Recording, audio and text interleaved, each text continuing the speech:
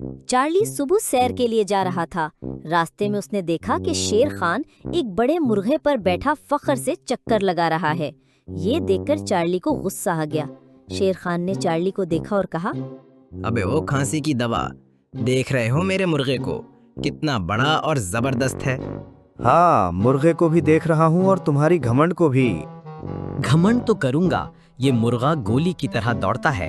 अगर हिम्मत है तो तुम भी एक मुर्गा ले आओ और मेरे साथ दौड़ लगाओ।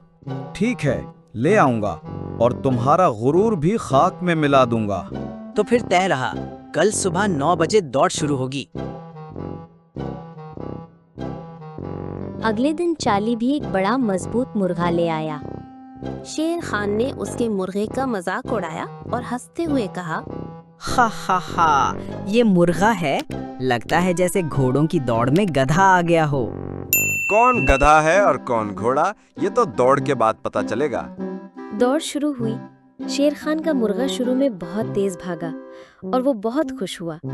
लेकिन अचानक चार्ली का मुर्गा बिजली की तरह दौड़ने लगा और शेर खान के मुर्गे को पीछे छोड़ दिया। शेर खान घबराकर अपने मुर्गे को जोर से कहा, तेज भागो, जल्दी करो।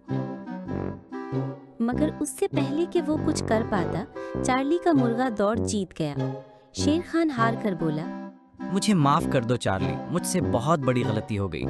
आज के बाद मैं कभी गुरूर नहीं करूंगा।